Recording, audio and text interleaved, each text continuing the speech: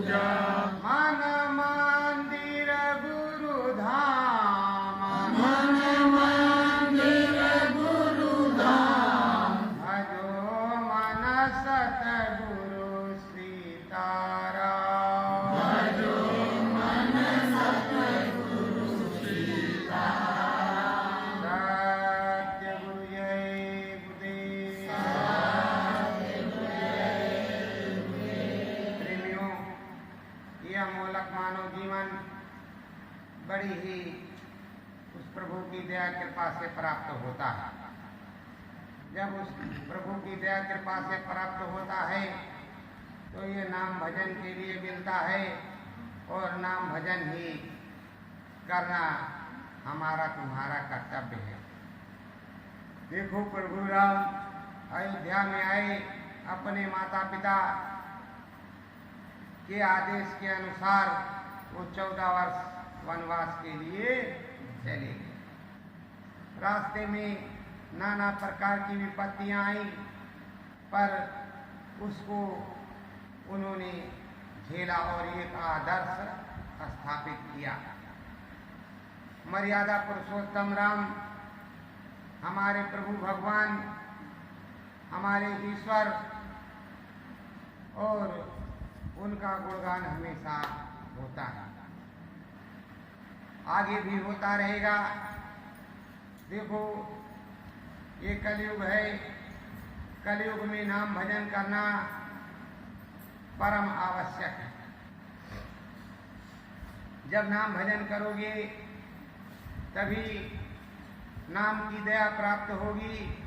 किसी समरस सद्गुरु से नामदान मिला है या साधु जन से मार्गदर्शन मिला है तो उस मार्गदर्शन पर चलना ही होगा।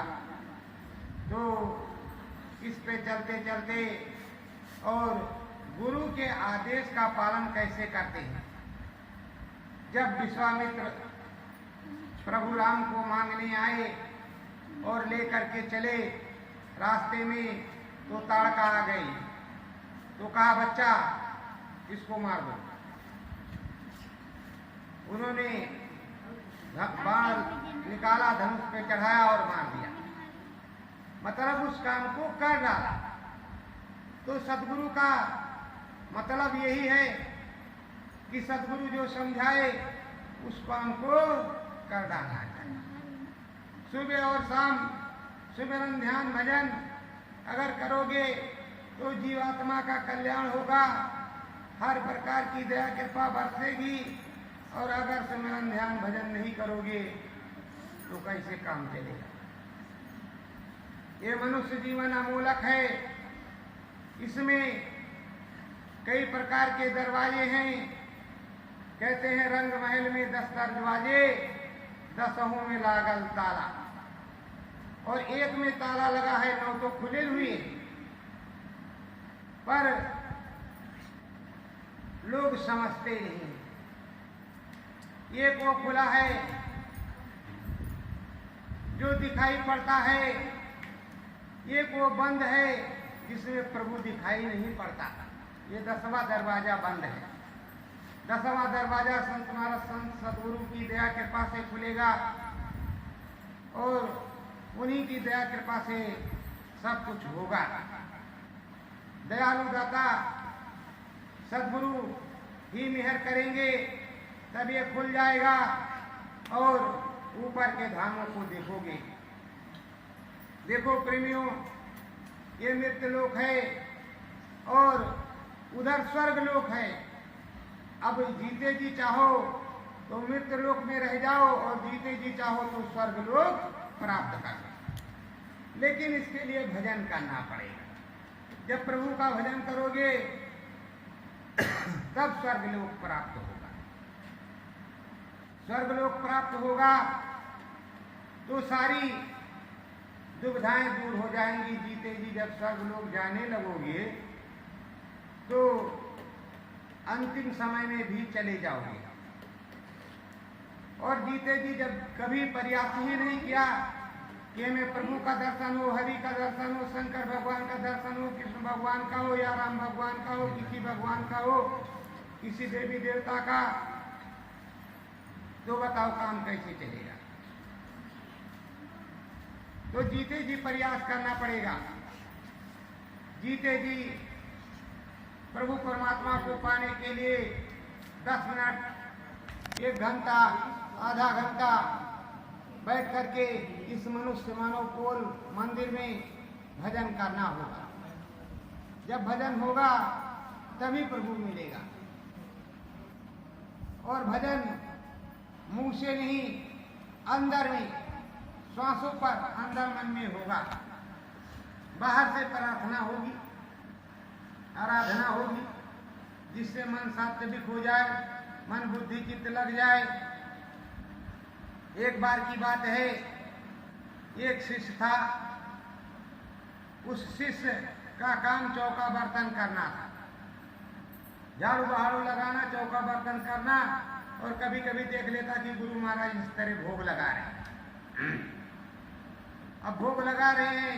एक बार की बात है कि गुरु महाराज कहा कि हरिद्वार जा रहे हैं, तुम अच्छे से राम भगवान को, शंकर भगवान को, कृष्ण भगवान को सबको खिलाना, नहराना, चंदन टीका आरती सब कुछ लगाना। अगर कोई कमी हो गई तो तुमको निकाल देंगे। अरे कहा महाराज ऐसा मत करो, जो कुछ हो सकेगा वो तो करवे करेंगे। अब वो चले गए। शाम से शुरू हुआ। उसने सब रसोई बनाया और ले जा करके भगवान जी के आगे रख दिया। धूप दीप अगरबत्ती पहले ही लगा दिया था और डंडा लेकर बैठ गया। कहा भगवान जी, हमारी इज्जत का सवाल है, जितना खाते हो उससे थोड़ा सा ज्यादा खा लो, और खाओ तो खाओ, नहीं तो डंडा ये बरसेगा।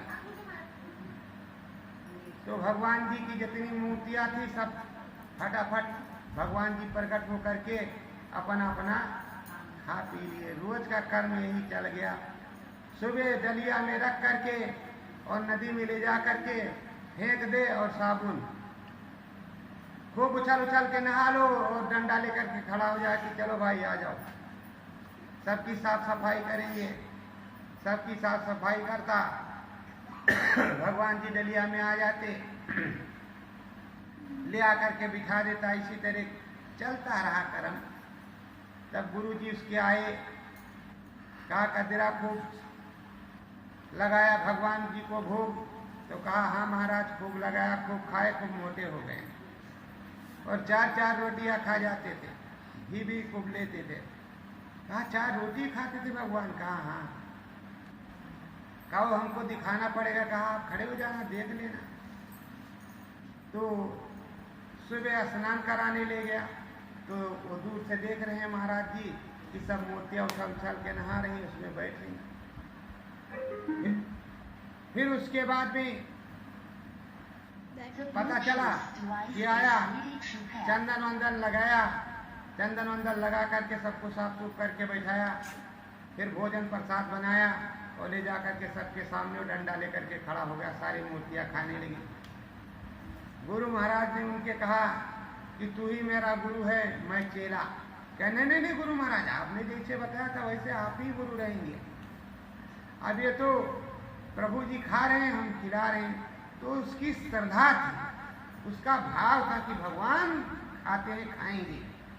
तो भक्त के बस में है भगवान और भाव के भूखे हैं भगवान। तो भाव के भूखे भगवान ने भोजन करना शुरू किया। तो आप लोग भाव पैदा कीजिए, अंतर मन में भाव लाइए और भाव लाने के बाद भजन कीजिए, भाव से ही भजन होता है। तो प्रेमियों, भाव से भजन कीजिए और भजन में ही सारा आनंद है। सत्य गुरु जय गुरुदेव।